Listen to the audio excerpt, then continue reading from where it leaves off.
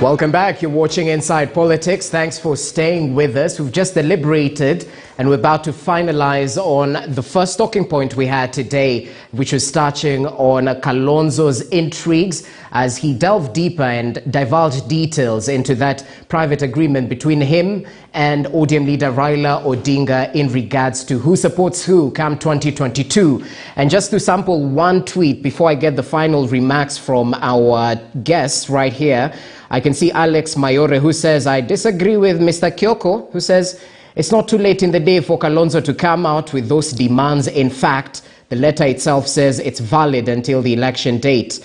Number two, it's not Oka, but Azimio that reached out to Oka, one of our viewers right there. And perhaps 1 minute each, gentlemen, so we can equally move to the next talking point. I'll start with Nthumbi. Perhaps let me begin with you briefly as we finalize on that issue. Thank you. I think when you look at the infrastructure and the anatomy of MOUs in the nation, we must deal with the deceit, the backstabbing. We must deal with the black energy that has established itself as policy and as laws in the nation. It means that the entire framework of our political parties, the progression of our democracy in the country today is established on deceit and backstabbing. Look at the president and his deputy. That is the same thing that has crashed the presidency today, and Jubilee today is dead out of that courtesy. The chaos that have been preceded for the last 4 years are out of politics of deceit at the end of the day and backstabbing. Look at NASA, the collapse of NASA, the entry of ODM, the recession of ODM from a national party to a tribal party at the end of the day. The creation of Azimio, how is it going to be sustained when the principal himself has been branded as a master of political deceit, the professor of deceit himself? So at the end of the day, we have to be serious about chapter 6 of the Constitution, Jesse. All right. We can't move from this conversation fast. We have to be slow and sure so that our nation heals from the hellish journey that coalitions have taken us through, because that spirit of deceit and backstabbing is something that will kill us as a nation. So before we die, let us deal with the devil that is plaguing us. Okay, Willa, well, and we are not dying. What's your take on legislating trust into this whole process? Let me say that, you know, the office of the Registrar of Political Parties is a public office. And I think the Political Parties Amendment Act of 2021 has actually legislated trust. And it is not trust at a personal level, but any trust that is in the public interest, and political formations and the formations of political coalitions is a public interest issue. So if any political leaders are going to come into a coalition and they have an agreement, the law now requires that they deposit that agreement in the office of the Registrar of Political Parties. And Article 35 of the Kenyan Constitution in the Bill of Rights provides for access to information. Anyone can go and get that information and understand what was the agreement. And they will evaluate these politicians on the basis of that agreement. So we cannot say we cannot legislate trust. I think our politicians have been deceitful, the way Thumbi is saying, and we've reached a point where legislation is providing a framework through which we can hold them accountable. Number two, that would save us, you know, this cock and bull story that Kalonzo is unleashing now on a document that they had between two of them. He can as well get a phone, call Raila, and they have a discussion and they agree. But lastly, let me say this. I think where we are right now, maybe Azimio needs Kalonzo for the victory. No, not for the victory. Maybe they need Kalonzo. But their victory is assured even without Kalonzo. How? If they get Kalonzo, I think they will get a landslide victory. And I think that is what any well-meaning coalition would want. Come on. A victory that would be indisputable in the eyes of any average voter. Well, I think that's definitely the goal inside. Mokua, as we that finalize. Is deceitful in itself. Your take, Mokua. Well, to confirm that Azimio is dying to get Kalonzo, despite the fact that they've got the 3 governors already in place, they're still going the extra mile to look for Kalonzo. So it must be very clear that Raila Odinga knows that without Kalonzo's positive approval, probability of becoming the next president is fast approaching 0. But that's by the way. The issue you've raised here about trust in politics, we need to go to Nigeria. Nigeria has got unwritten rules that when the president is coming from the north, the deputy will come from the south, and it takes care of the religious affinity, whether it's a Christian or Muslim. Yeah. It's not part of their constitution, but it's respected. When you go down the road in Tanzania, they've got a similar arrangement. Exactly. When the president is from Zanzibar and mainland and denominations. It's not part of the constitution, but the people respect that. Okay. Now, because our Kenyan politicians have got a high appetite for rejecting MOUs, we want to sneak this thing into the amendment bill, into the political parties, as an attempt to sanitize politicians. But which is why we must look for Kalonzo wherever he is and give him a pat on the back. Now we want all these people who've been visiting State House, who've been visiting Karen, Capitol Hill, wherever it is, to cut deals, to make that information public, so that when Mura goes to the ballot box, Mura knows exactly what she's voting for. Okay, Kyoko, as you finalize briefly. I think I hear the clamor about politics and deceit. It is legit. People have been there, they've been hurt. However, we must make it clear that what is private must remain private. And people must learn. The MOU between Raila Odinga and Mzee Kibaki was a private issue. We don't know what happened to it. We know the consequences. So why Kalonzo went into a private arrangement with Raila and did not make it public from get-go until this late in the day? Politically, this is a little bit too late for unleashing such a document that is detrimental to the overall purpose. You cannot say that Raila did not honor this agreement, and then you say you want to work within Azimio. Basically, what you're doing is you're giving fodder to the UDA people of saying this guy Raila is deceitful, Uhuru cheated on Ruto, therefore it is possible this is a coalition of deceitful people. So you ask yourself, whose end game is Kalonzo advancing at this particular end? Give me 10 seconds. This is a critical we definitely don't have time, so just hold on to your thoughts. We'll actually get to air them a little bit later on. We have to shift focus to what the Deputy President has been doing abroad. Just hold on to your thoughts.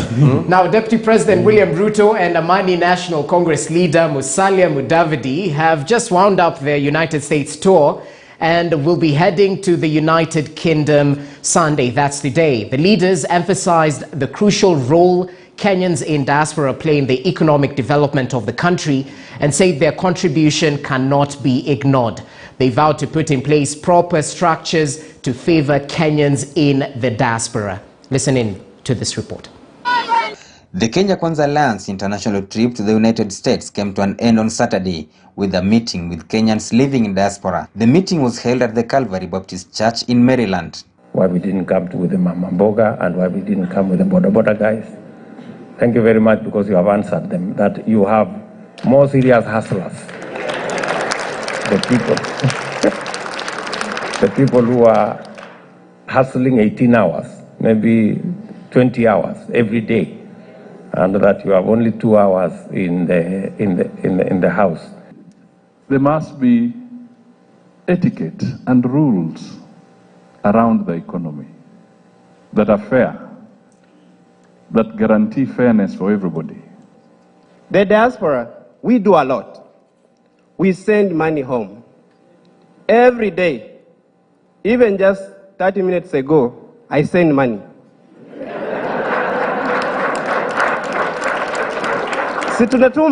The leaders, while acknowledging the economic contribution made by Kenyans abroad, said the Kenyan government should respect their efforts. They do assure those in diaspora that they will lay down structures that will address their plight. These are the reasons why we believe that we have an opportunity to work with the diaspora to fashion a Kenya that leaves nobody behind. I think if we are going to take seriously the contribution, the resources you people are presenting, in the next regime, because we will be majority, we will have the president, but we'll have majority in both houses, I think we need to establish a committee of parliament that is diaspora-only committee. I get paid every, today, I think, today, it came in. So what we do every time we receive money, Bwana Deputy President, our families, our economy, it goes there. And it is so sad that Nothing happens. While in the US, the Deputy President William Ruto reiterated that he will accept the election results if his competitors commit to accepting the results as announced by the Electoral Commission. We will do our part to ensure that we have free, fair, and peaceful elections. The Kenya Kwanza principals William Ruto, together with ANC's Musalia Mudavadi, left the country on Sunday last week for a tour of the United States. On Sunday, the delegation will head to the United Kingdom and later on to Israel. Clement Masombo, KTN News. Okay, so that story by Masombo right there sort of culminates the DP's visit throughout this week in the United States, and a couple of major pronouncements were made. And equally, the Sunday Standard today sort of echoes some of those pronouncements, the new revelations from the Deputy President, who mentioned in his tour of the US, he's opened up on the doubts that clouded the handshake. And according to him, he understood that Raila was to retire but had his doubts. The BBI constitutional changes were not discussed between him and the president, and equally the partnership with opposition has altered priorities. More details on today's dailies, but let's backtrack just a little bit, and I'll begin with you, Nthumbi, on this, because your man, the DP, has mentioned earlier on this week, and allow me to sort of quote him. He said the supposed opposition leader has become a leader in government, and the leader of the ruling party is now a refugee in the opposition. And he also went on record questioning if there is a plan to, change the outcome of the August 9th presidential election. What's your reaction to this? Because the Azimio camp has chided your party leader, mentioning those rigging claims are unsubstantiated. Thank you very much, Jesse, and I think this is an important conversation so that we can destroy the lies. There is nowhere that, let's first of all start with what His Excellency William Samoei Ruto didn't say. There is nowhere where he said and he talked about rigging, and nowhere where he talked about the fears of rigging. Now, let us discuss about what he said.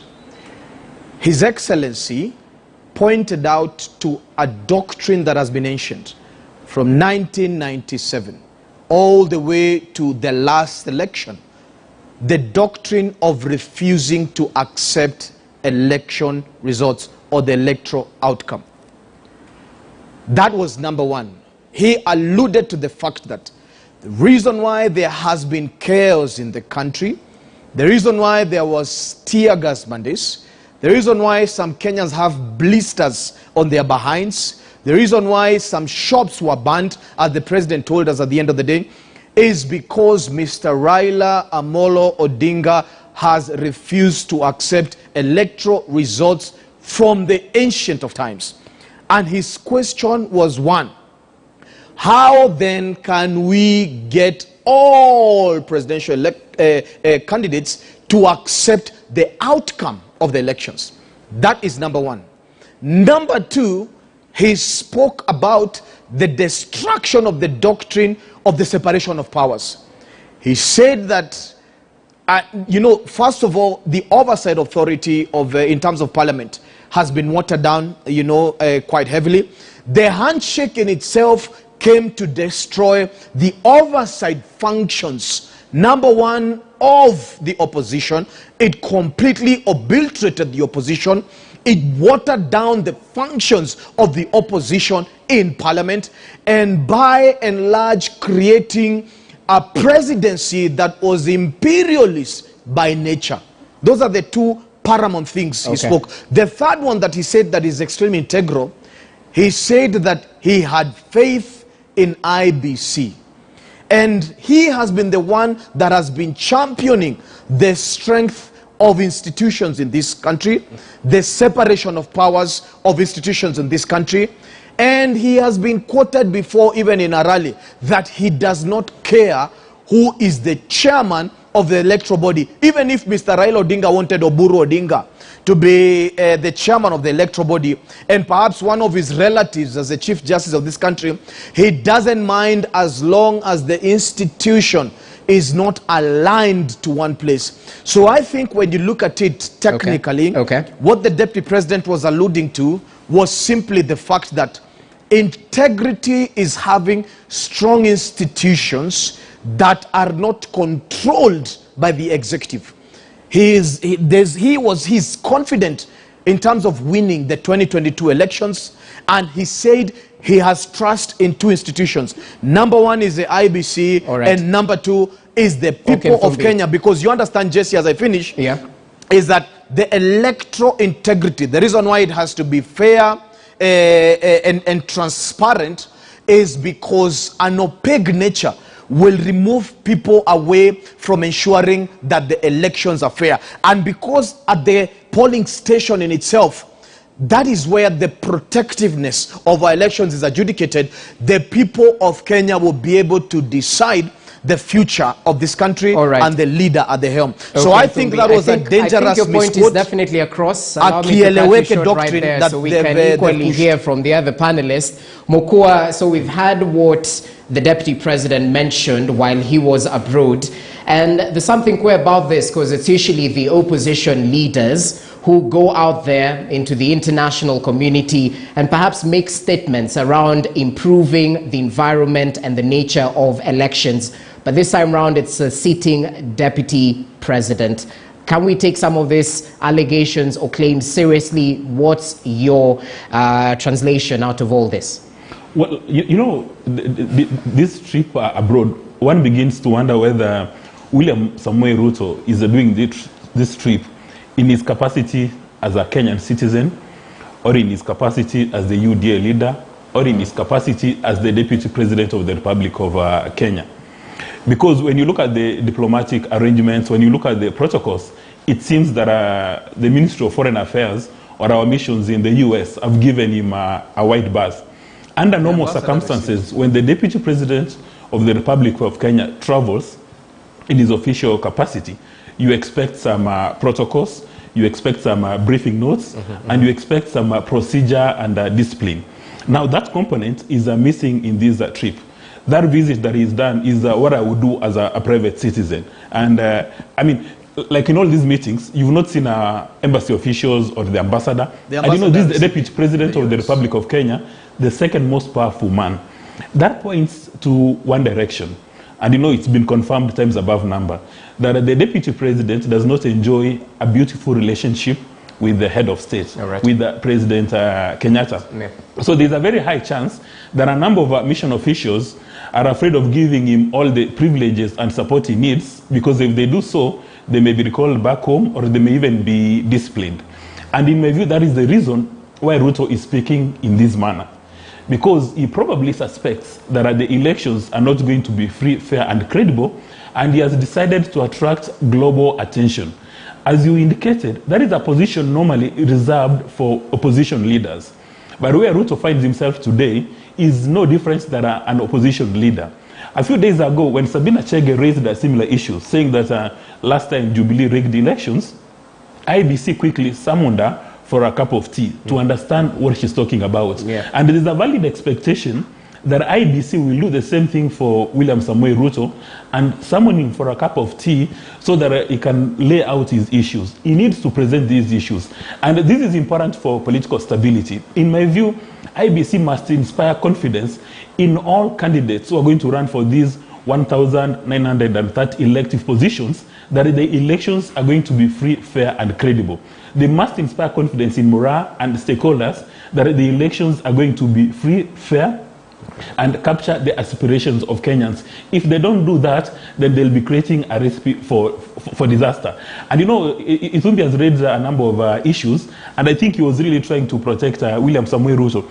Anybody who has paid attention to what Ruto has been saying, he has been saying that there is a cartel, there is a cabal that wants to steal these elections, that it wants to vary the outcome. So it's incumbent on both President Kenyatta and IBC to assure Kenyans that the elections are going to be free, fair, and credible, and all presidential candidates, in my view, they must sign some civility form or contract where they say they are going to accept the outcome. Okay. Well, Kyoko, as you add your voice to perhaps your reaction to what the DP statements have been, State House, we've seen they've come out and mentioned that President Uhuru Kenyatta will ensure that the elections are credible. And we've equally seen the reaction across the political divide. What do you make of Ruto's approach? Well, what is he trying to do in the long term? First, I think in this trip, we need to see it in the background of the last attempt that the DP tried to get out of the country to go to Uganda, and he was stopped at the airport. And the sympathy that it elicited. It is very important that he was allowed. All protocols are observed so that he gets out of the country and be accorded that opportunity to go present his case wherever he wanted to present. I know he had tried to go to Chatham at a certain period and it was stopped last minute for whatever reason they had. And you know this thing about giving him sympathy, allowing him to draw out sympathy. I even wanted to do this and I was not able. Allowing that trip to happen in itself was a very good thing. The contents of the discussions that he's having with people, then one must ask himself, you have been the DP of this country for the last 8-9 years. You've participated in 2 presidential elections. If there were issues within IEBC that you saw that needed to have been rectified or needed to have been done to ensure that the election that you will be a main contender is free and fair, what mechanism did you put forth in bringing forward so that we have this discussion? Was BBI trying to attempt to address some of these issues? Maybe, maybe not. But again, as a responsible leader, these utterances of saying these elections will be rigged, I will ensure that you know those things, without specific, tangible input of saying these are the things we as a country need to adapt in order to ensure for now and posterity, our elections shall be free and fair. That is a major problem with the pronouncements of the DP as it goes about. On the flip side of it is he met conservative groups, the churches there. And that is a very serious block politically. And nobody should ignore that meeting. And any serious political actor must ask himself who those church leaders were, what role they are going to play, what value, and what value they are going to add. Now, they are the people, the conservatives in America, the people who propelled Trump to be president. Now, he has created an alternative avenue of his cries to be heard. Anybody who had planned to do monkey business in this election, or who had thought they have one-way access channel to Washington to influence election, right now is being put on notice that a new alternative has been created. Whatever narrative you create, there will be a counter-narrative coming from this powerful caucus that the DP met. So we must be aware. But lastly for me is that any leader that comes into this election and the pronouncements that they make, we must ensure that this country moves forward after August 9, 2022, that there will be no violence, that anybody who contests must accept the election outcome, so that no kid, no Kenyan dies. That pronouncement is critical. IEBC needs to make it, give clarity about it. Raila Odinga of Azimio needs to say it, so that we are all prepared to go vote into a credible election. That is critical for all of us. That's definitely well noted. Let's just cross over to Owila and get his reaction. And perhaps, Owila, as you give us your reaction, do you expect the DP to be summoned? What applies to Sabina? Does it apply to Ruto in this case?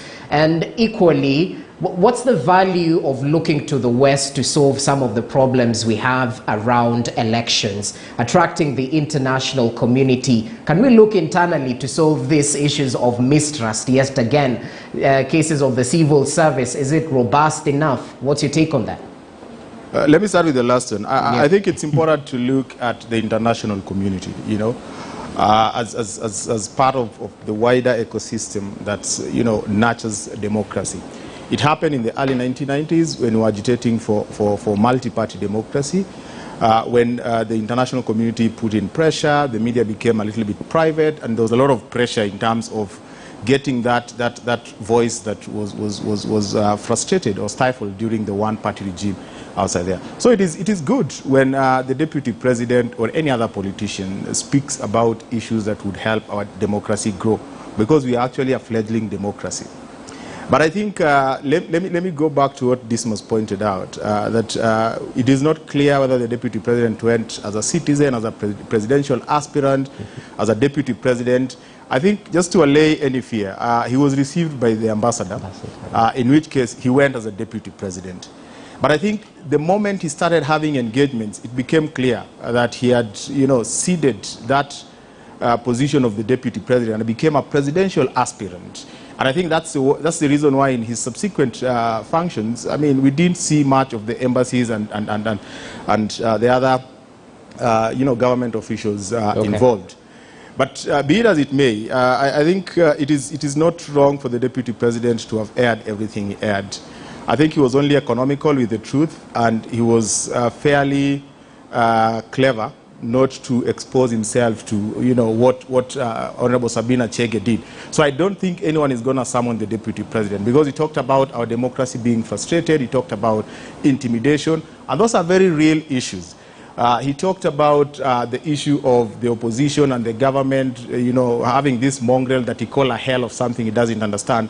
And I think that's where I have a problem, If Thumbi speaks like that, and I think Thumbi has eloquently spoken like that, would agree. But you see, the deputy president, should be presidential in the way he articulates things. My first biggest issue is he mentions so many things without context. And you ask yourself, did he go with a communication team? Because when you want to talk about the Kenyan democracy, when you want to talk about this handshake that swallowed the opposition, you need to put this thing in context, because the reality of the matter today is that opposition that the deputy president is talking about, it's no longer there. I mean, we can't be having a new constitution and you're still speaking as people who are hangovered about the dispensation that we had. The structure of the government as it is today, there is separation of power. There is the legislative assembly, there is the executive, and there is the judiciary. So when he talks about the opposition getting into government, what he is forgetting is that in his entourage, there are guys who went all over the country with him and the president and asked Kenyans to give them power to change the lives of Kenyans. Those guys are in Jubilee, and why in Jubilee? And they became dissidents within the Jubilee legislative group. All right. So the group that was supposed to provide a legislative framework to change the lives of Kenyans decided to frustrate the president. Now, what was the president supposed to do? Parliament is an institution. When you go to Parliament, you don't say that I'm in Jubilee, I'm in ODM, I'm in Amani Kenya, or whatever. When you go to Parliament, it is Parliament. There is minority and majority. And what you do is provide that legislative framework. If you look at the housing scheme that Jubilee had, the very people who frustrated the 1% housing tax were the very, very people who were going all over the country complaining that the handshake had frustrated the Big Four agenda. But let me come back to the issue of corruption, because he mentioned the issue of corruption and intimidation. What he forgot is that in his company, he had most of the people who've been mentioned in corruption allegations, including himself. He didn't mention that all these corruption issues, if you Google corruption in Kenya, the names that will pop up, he didn't mention. And those guys are in his entourage, including one of the principals in Kenya Kwanza Lands, who as recently as 2 months ago was telling, 3 months ago, was telling Kenyans all these things the deputy president is saying are not right in Kenya, and he pointed an accusing finger at the deputy president. Okay. So I think he was economical with his truth, and he ought to have saved himself by providing a very academic context and give a broader rationale for raising these issues. He did not. Okay, Zumbi, I'll give you a chance of rebuttal. Kindly allow us to take a short break right now. But it's also proper to note that no political camp has monotony over corruption. And equally, the Kenya Kwanza leaders have come out mentioning that perhaps it's intimidation in one or the other due to their political grouping. Allow us to take a short break. When we come back, we finalize on that particular conversation, including the timelines that are fast approaching. We'll take a look at the latest from the Office of Registrar of Political Parties, including that small lifeline given to aspirants in this particular election. They've been given a window of 10 days to jump ship and vie as independent candidates if they so wish. We take a short break. We'll be back with more.